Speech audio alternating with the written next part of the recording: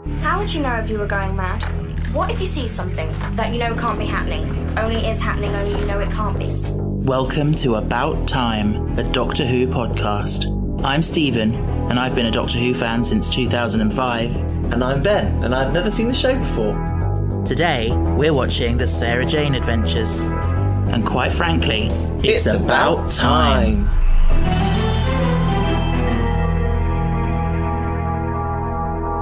Hello. So we're back after our very short hiatus. Cut short by a birthday wish. Yeah, we're recording on my birthday. I'm 31 today. I get to give him 31 beats. And one to luck. No, thank you. Thumps on the arm. No, thanks. Yeah, and Ben said, what do you want to do for your birthday evening? And I was like, record a podcast? People may wonder what you got for your birthday. Oh, yeah? We won't go into the personal things. No. But I got you something Doctor Who related. Well, yeah, we're going on Saturday, aren't we? Yes. So at time of recording, we're going on Saturday to the escape room in London called A Dalek Awakens. Yeah. Which I'm quite excited about. I was really humming and hawing about whether I wanted to go because I didn't know if there were going to be any spoilers for Ben. But I've looked into it online and it doesn't look like there will be. So that's exciting. Yeah. I'm sure we'll talk about that on our next recording. Yeah. Anywho, yes. The reason why we're here today is because we've watched Now, I've been calling it a pilot of the Sarah Jane Adventures. Technically, it's not a pilot because a pilot is what they make to then see if it's going to get commissioned. Yeah. Now, the show had already been commissioned prior to this, so this is essentially just an extended opening episode. Yeah. But I'm going to continue to call it a pilot because it sort of, in inverted commas, because it sort of serves that function. Yeah. So we've watched The Invasion of the Bane, the first episode of Sarah Jane Adventures. Are we ranking this on the list? No, it's not going to go on a list because it's not a Doctor Who episode. Oh. But I mean, maybe I could ask you, where do you think it would go? Oh, I can tell you where it goes. Where? Right to the top. Really? Right to the top. Oh. Right to the tippy top. Better than Runaway Bride? Yeah. So you really enjoyed that? Sarah Jane is so much better in this than in her episode. Yeah, oh, I totally agree. She, in School Reunion, she was a little bit, I don't know, I think, because I suppose she was dealing with a lot in School Reunion, having just met the Doctor again. Yeah, I can understand that. Yeah. But I really enjoyed it. I really enjoyed that it had a great actress playing the villain. Oh, yeah, Samantha Bond, we love her. She's fantastic and phenomenal actress. And then Sarah Jane is really good. She was very good at being this hostile character, and then you see her melt throughout the episode. Quite like that. I thought that was and I just feel like for an entry to a TV show, pretty good. Yeah, it was a good introduction. Yeah. It set up the premise. Yeah. I really do think I understand why it's for children, but I don't necessarily think that they just needed somewhere to put the show. Yeah, but that's exactly it. Slot. That's exactly it. It is written, it's targeted for children, but that's not to say that older people can't watch and enjoy it, and a lot of them did and do. I really enjoyed this. Not one point during this show I felt bored. Yeah, I felt good. Like it was very much well paced. This is what I now think. I think the Doctor Who episodes need to be longer. They need that 15 minutes of extra, so that the two-parters can shrink down into one episode. Yeah, yeah. And they don't have to be stretched into an hour and a half. Yeah. They do play with that format a little bit later on, Doctor Who. Like, Jodie Whittaker, I think her episodes were possibly an hour. I can't even remember now. Sarah Jane, interestingly, once it gets in, this was an hour special for the opening, but when it gets into a series, they're 25 minutes and each story is a two-parter. Oh, okay. So each story's 25 minutes and a cliffhanger and then another 25 minutes. Okay, yeah, I can understand that. I'm not watching the next episode. I can guarantee that now. Really? Oh, because it's got the Slitheen in it. Least favourite villain of all time. But the thing is, I was going to say, you enjoyed this that much. Would you consider watching the rest of it? No. That's interesting. No. So you really enjoyed it, but you don't want to watch any more of it? No. I've had my taste. You've had your taste. I've had my feel. Maybe we will think about it. But if we're going to do that, I think it doesn't come quite yet in the chronology, so we could discuss that a bit later. I really enjoyed it. Yeah. And I really liked the gentleness. Yeah. And the very much the ease of watching. Yeah, it is easy watching. And it's like, I liked it. Did I like the children actors? Absolutely not. Yeah, I was going to come on to that. But yeah, so I'm really glad you liked it, because I think you were not looking forward to watching it. You've been saying, oh, Sarah Jane. Yeah, but also, like, I was a bit like, I thought it was going to be much more dumbed down than it is. Yeah. If I'm going to be really honest. Okay, you would think it was going to be more kiddified. Yeah, but it's like, it's slightly simplified, but it still is quite like... I mean, as Sarah Jane goes on the show, like, there are 5 series of it, and it gets quite mature as it goes on, to be fair. Like, people say, and I agree really, that while Torchwood tries to be Doctor Who for an adult audience, in many ways, a lot of the themes they cover in Sarah Jane are more mature than the ones they cover in Torchwood, you know, or just as mature even. Yeah. But, yeah. And they didn't finish it off because she died. Which is, yes, it's absolutely tragic. I still remember hearing the news. I think it was 2011. And just very sad that she'd been suffering this illness and kept it to herself, pretty much. Which obviously, you know, is everyone's right to do. But they took a break from filming because she needed time to, you know, for treatment and stuff. And she sadly never recovered. And when, you know, you said, you watching this, you said about, oh, she's got such a soothing, gentle voice and stuff. She's a very warm character, like, instantly likable. Yeah, and I think she was a very warm and lovable person. And so, you know, we all, the Doctor Who community, loved her and still do. And like, losing her is a great sort of tragedy for all of us. So I know you got your list of questions, but I've got my list of questions. Go on then. Did they film her episode in Doctor Who first? Yeah. And then did Russell go to her and said, okay, quite like the idea of using this character in her own show. Would you be interested? If you are, let's talk. Actually, CBBC approached Russell T Davies, asking him to do a show for their audience.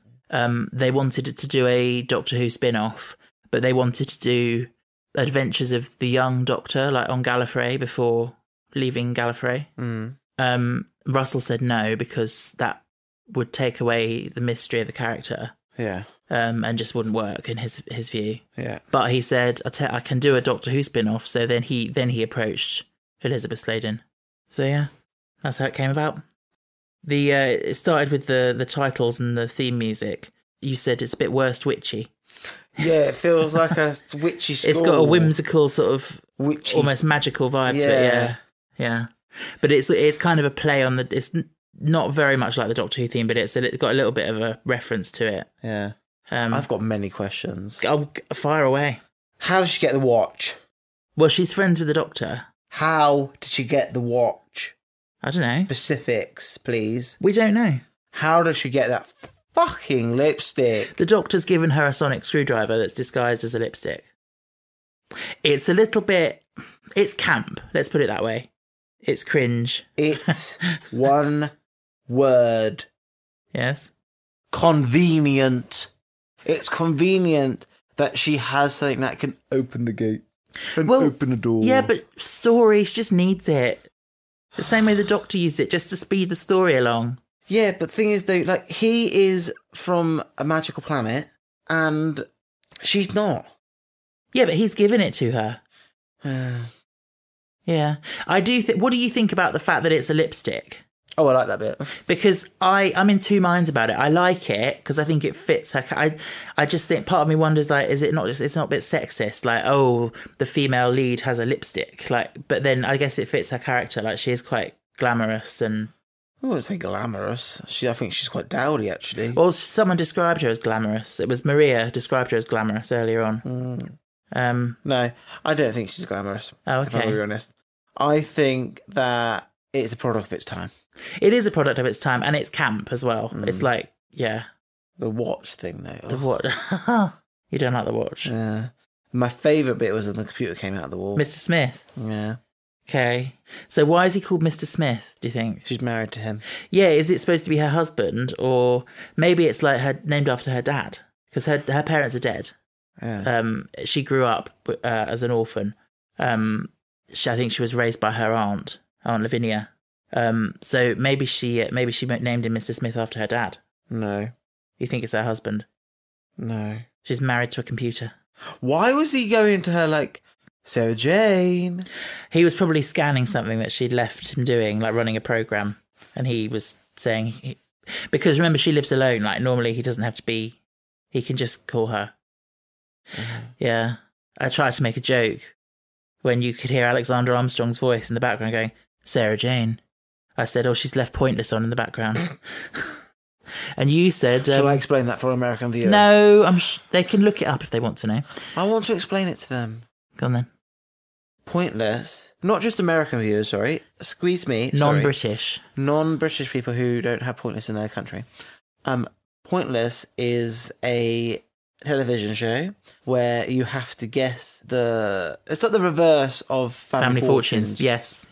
Like you have to get the obscure answers, yes. Plumbing the depths of your general knowledge. Yeah. To get the answer that fewest of our 100 people gave. But what was his name? Richard Osman? Richard Osman, who sits at the table, yes. He didn't say that. You weren't putting his accent on, were you? No, I was doing Alexander Armstrong. Oh, I thought you were doing Richard Osman. I was trying to do Alexander Armstrong. Very good indeed. He's the voice of Mr. Smith, and there was, fun fact, they were planning an episode where Mr. Smith gets human form and Alexander Armstrong was going to play him, but they didn't manage to make it before the end. And then she falls in love again. Ah, that'd be nice. Do you think there's going to be a relationship budding through the dad and... We don't have to talk about Hottie of the Week because we all know who it is. Oh, we all know. My first note on my thing says Maria's dad and then the hot face emoji. Yeah. Yeah. Kelsey called someone a muffin. He's far from a muffin, love. Okay. She hasn't seen the dad yet. Yeah, but then she did and she was like, oh, he's well fit, your dad. I love him. And I have to say, one of my most popular tweets I ever did, not that that's saying much because my tweets don't get any likes, but I did one once and I said, you know, you're getting old when you used to fancy Luke in the Sarah Jane Adventures and now you fancy Maria's dad. Oh. Also, fun fact, Luke was going to be gay. He was going to come out as gay in a later series. And Russell Davies was so excited to obviously bring that into a CBBC show at the time. Yeah. But again, they didn't quite get to that point. But he did then pick that up after this, he got another CBBC show called Wizards vs. Aliens. Oh. He brought that in there. He had a character come out as gay in that instead. Oh. But yeah. What I would say, Luke as a companion, not this character, not this actor, he may not act anymore. Yeah. But Luke is the companion. Yes. Oh, that would be fantastic. Yeah. Because he's got a mind just like the Doctor. I love Luke. Does he lose all that memory? All that memory of 10,000 people. Yeah. I don't know. You have to learn to be him. Yeah, he does. That's his story, isn't it? It's learning how to be a human. And that's why it appeals to... It's a very neurodivergent thing. Like, he doesn't understand social cues and stuff like that. Like, I love characters like that. Mm. When he says, hello, Maria. Hello, Screaming Girl. It was funny. And then, like, at the end when Maria's mum is being all like, can you go now? Mm. And Luke's like, this woman is rude. Like, yeah. We all wish we could do that. I really don't like the mum. Oh no, she's not very nice. She's very self-centered, self-absorbed. Yeah, I do wonder if she cheated on her husband. Oh, I'm pretty sure she did with Ivan, who's chasing around the bedroom. Yeah, but also, what I will say this, he still wears the red ring. He does. I think he's still... Pining for her, yeah. I know you said, because you said you're probably not going to watch it, but there's one bit where we're saying about her being self-obsessed. Mm. Obviously they try and keep all that's going on with Sarah Jane and the aliens like hush hush, and the mum doesn't know about it. And then there's this bit towards the end of an episode where she's like, I don't know, Maria, hanging around with that Sarah Jane or whatever her name is. You go to this place for Sarah Jane and things are happening. You go to that place for Sarah Jane and this happens to me. You know what person they've all got in common? Me. It's all happening to me. It's like I'm cursed. It's like it's all about her. Oh dear Lord. Yeah, she is funny though. I swear, hasn't she done like a Malteser advert or something? I don't know. She's got that sort of vibe about her. You're better at recognising actors and actresses than me. But yes, Maria's dad is a dish. Also, he's Best served hot. Yeah.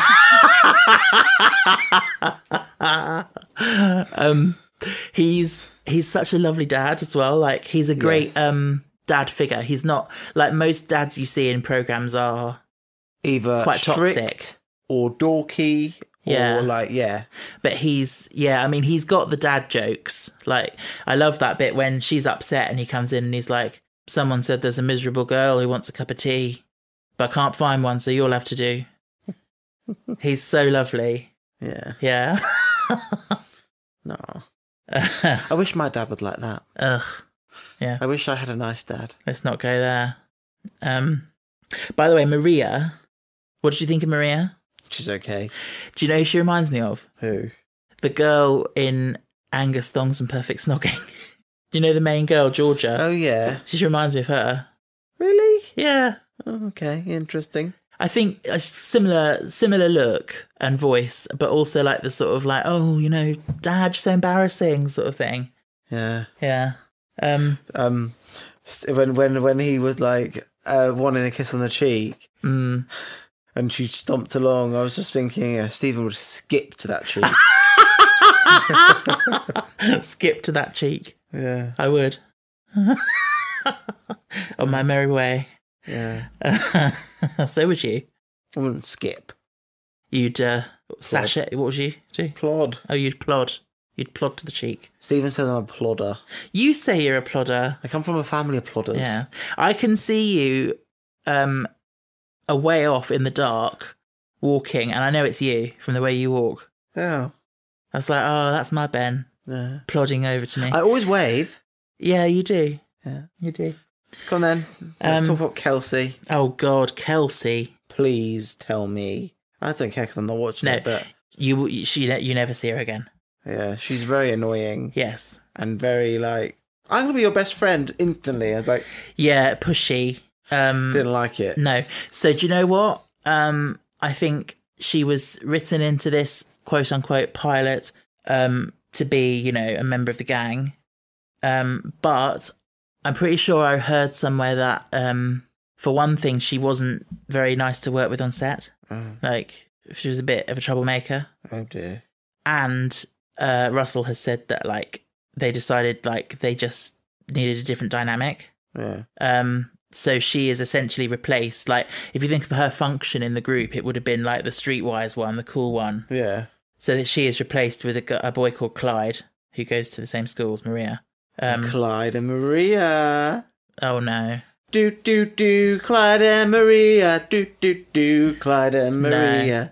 Clyde and the person who takes over when Maria leaves. So this is what I was going to say. You were saying about the child actors. Yeah. For this, they cast kids. But then when they got rid of Kelsey and they brought in Clyde, they cast young adults to play kids. And the Clyde actor, Daniel Anthony, like, he's very believable as a teenager.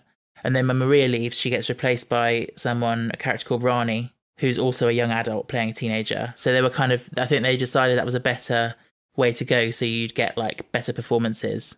Yeah. And you can age them up as well without them looking weird. Exactly, yeah. But what a Luke? He just never leaves. Oh, he goes up because the actor had to do his GCSEs and stuff. So he does sort of disappear towards the end. He goes off to university. Oh. That's when they were dropping in hints of him being gay. Like, he would Skype in on, like, Mr. Smith and be like, oh, I've been with Sanjay, like his roommate or whatever, who, like, they were building up to revealing that he was his boyfriend, but they never got there. Oh. Yeah. Sanjay and Luke sitting up a tree. KISSING. First came the baby. Was it? First comes love. But Sanjay and Luke sitting up a tree. KISSING. First came love, then came marriage, then comes a baby in a baby carriage. Oh, yeah, something good. like that. Yeah. Yeah, that's right. Yeah. Ugh, those words I hate to say. What? You're right. Oh, I love to hear those words. And you hate to say, I wasn't right, I was wrong. Oh, No, squish, squish. we've been through this before. I'm perfectly capable of admitting I'm wrong. Absolutely not. I voice noted myself into the last one Yes. to say that I was wrong, Yeah. and I was absolutely fine to do that. I am human. Yes. I don't like being wrong, but it does happen. I thought you could have said don't like being human then. Oh, that too. So you said about Sarah Jane's character, and she mentioned, there are these organisations that look after things, but they tend to go in all guns blazing. That's Torchwood. Torchwood and Unit. And so she thinks there's a better way of doing things. Does Torchwood ever call her in Oh, no. and be like, we need a softer touch? No, I can't imagine that. Torchwood do work with Unit sometimes, but yeah. And Unit's what? Unit's the United Nations, and that's sort of like, because it's United Nations, so it's government related. I thought they got you told off for using that. Yes, they can't call it the United Nations Intelligence Task Force, but we all know it is. Now they call it the Unified Intelligence Task Force, but we all know it is. Basically, it's an international Unified Intelligence Task Force. So now the N is superfluous. It's part of the Unified. Oh, So yeah, it's a bit silly. okay. Yeah, but anyway, do you like her approach? Like, Yeah. because she's a journalist as well. It's like, Does she actually make a living out of being a journalist? I guess, she must do, like, because she's got that lovely house. Maybe left by her aunt. Oh, probably, yeah. What do you think of The room. the attic? Yeah, Yeah, I love that room. yeah, it's a lovely set. It's like it's like the room. It's like, is it the bookstore in Buffy or the library? Yes, the library, the magic shop. The magic shop. Yeah. Then it's like the attic in Charmed. Okay, So yeah, like everywhere has its the hub of where they do their talking. Yeah, yeah. No, I love the attic set. It's very nice. And K9 made a little cameo. I'm sad, even. I know. That's one of my I've biggest explained to things. you why, though, haven't I? They have to have little cameos with him because he's owned by someone else. He's owned by someone else, and they were doing their own show with him. And why didn't the BBC just buy it? I don't know. I don't know if it's that simple. So she lives on Bannerman Road, which is supposed to be in Ealing. Yeah. My dad used to work in Ealing, but I believe they filmed it in Cardiff, as they film everything Doctor Who related in Cardiff. But yeah, it's a nice setting, nice street. I do agree with you. It doesn't feel London. Doesn't feel like London-esque. Yeah. What did you think about the star poet, the alien that she had in the garden? Yeah. Yeah. It was a nice, like, lyrical and beautiful way to introduce aliens. Yes. Like, it was a nice, like, sweet way to be like, okay, Sarah Jane's not going to be like Doctor Who, where every alien is seeking to destroy humans. A threat, yes. Some aliens, like she said, are just lost. Yeah, friendly, lost, yeah. The star poet looked quite nice, quite floaty, fairy-like, and all that. Quite liked it. And then you got the blobs. Oh, the Bane, yeah. Fucking hate the Bane of your life. They looked like cyclopic fleas that were bred with octopuses. It's that big, like, slimy slug like black with the legs coming out, and I just, no. Yeah. I weren't a fan. Well, I don't think you're meant to be a fan. What was the man's name?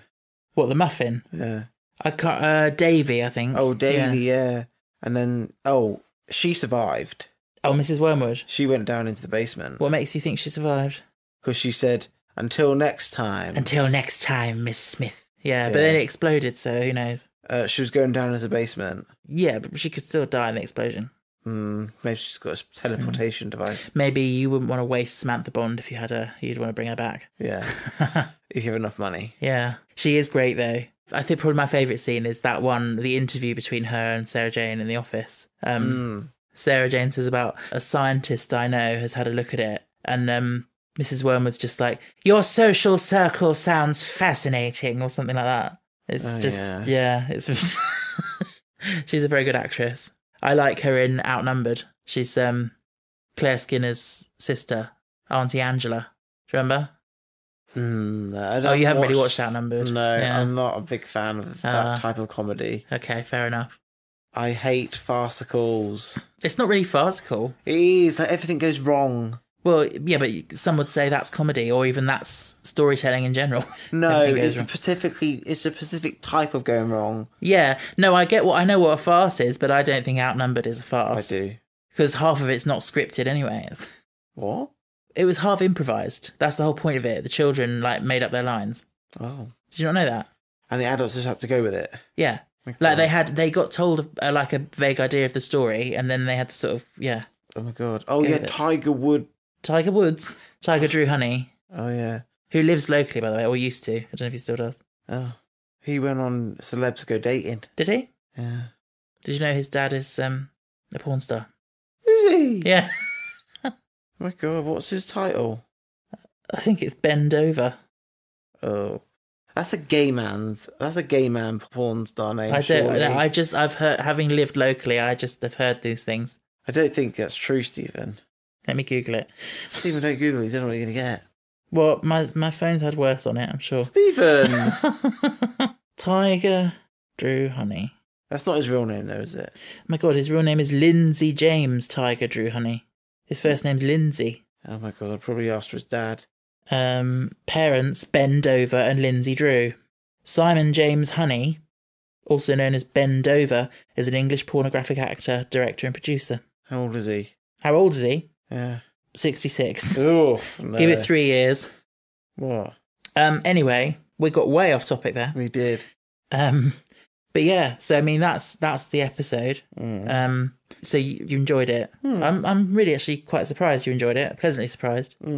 It puts Torchwood in a new light, because if you really enjoyed that, I'm wondering maybe you're not going to enjoy Torchwood. But you enjoy a range of things, I guess. I have a very diverse range of tastes. Yes. When it comes to TV, much more. Yes. A bigger range than you do. Yeah, probably.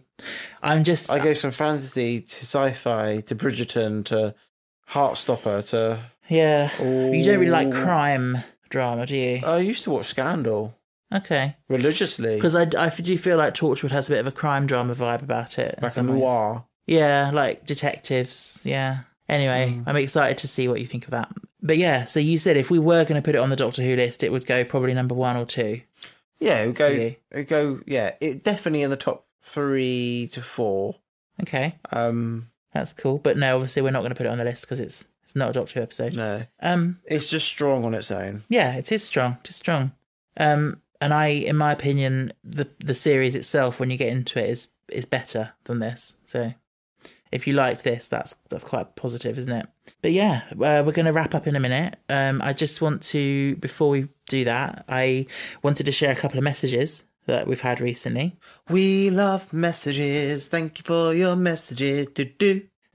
One comes from the lovely Elliot, whose art is really cool on Instagram. Check him out. Elliot Does Exist is his handle. He draws really cool, like cartoonish fan art of all sorts of things, including Doctor Who, obviously. I don't know if I've mentioned this, but Elliot's my all-time favourite name. You know that, don't you? Yes. Well, you know that. I do. But yes, Elliot has just written in, this was when we were doing our rundown of the hotties of the series last time.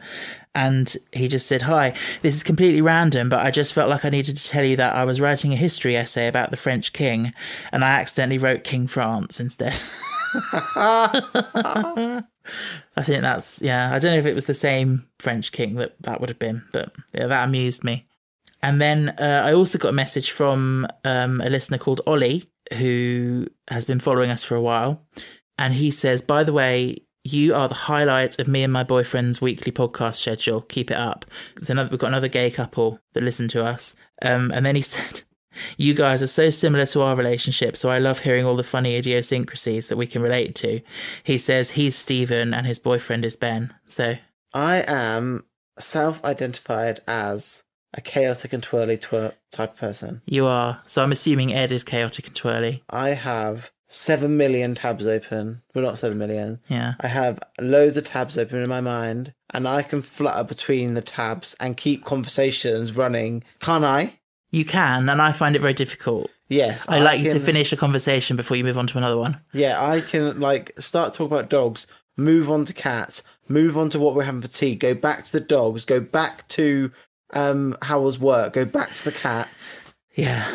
That's my brain. It works. works. You wonder why I'm tired. Yeah. But yeah, it's fun to think that there's a couple out there who are relating to us and seeing similarities. I thought we were so weird and unique that no one could possibly be like us, but We're not weird and unique. We're just two gay men who found each other and love each other and have chosen to spend their life together. Yeah. Here's to us.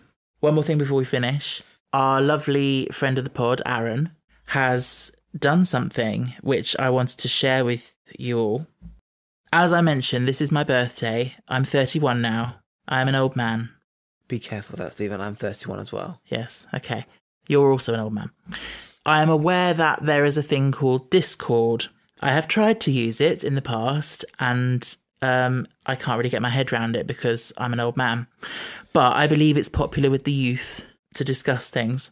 So the lovely Aaron has set up for us an About Time Discord server for our listeners to chat to each other. Maybe, chat about recent episodes, chat about other stuff, chat about Doctor Who opinions or general life, which I think sounds like a really lovely idea. So if that sounds like it could be up your street, I will post the link to it in the show notes and the description of this episode and any future episodes. Go on there and start talking and give it a go, and I will do my best to get my head around it and join in. Can I just put a disclaimer? Yes. One little thing here. I'm not on it, but the podcast is obviously on it. Stephen would never ask for your details, like never ask for your bank details, never ask for your password. Yes, good point. On any of our social medias. Yes. So I just wanted to put that out there that we would never be asking for information. We don't do giveaways. We don't do that type of thing. We maybe in the future, but currently, if there's anything official, it will come through our Instagram or whatever. Or email, maybe on our official email. So just obviously be careful. Because it's happening. It's getting worse. The internet's a wild place. Yeah. But yeah, obviously, be safe on the internet, folks. Yeah. But while being safe, go and check out our Discord. Let us know what you think. And thank you, massive thank you to Aaron for doing that, because... Thank you, Aaron. Thank you, Aaron. There you go, you get your own song. Thank you, Aaron. You get your own little thank you jingle. For all you've done for the Discord. Because me and Stephen are old, and we don't know these new things, and we will just bum along on Instagram. Yeah. Having said that, I said that about TikTok. I was like, I'm an old man, I don't understand it. Now I'm obsessed with it. I spend so much time on just scrolling and being like, but thanks for listening. Looking forward to our next episode when we're going to be discussing Torchwood. Probably the first 3 episodes of Torchwood. Anywho, I want birthday cake. It's not my birthday and I want it. Take care, everyone. You're all amazing. The people who listen to About Time are the coolest in the universe. Stay fantastic.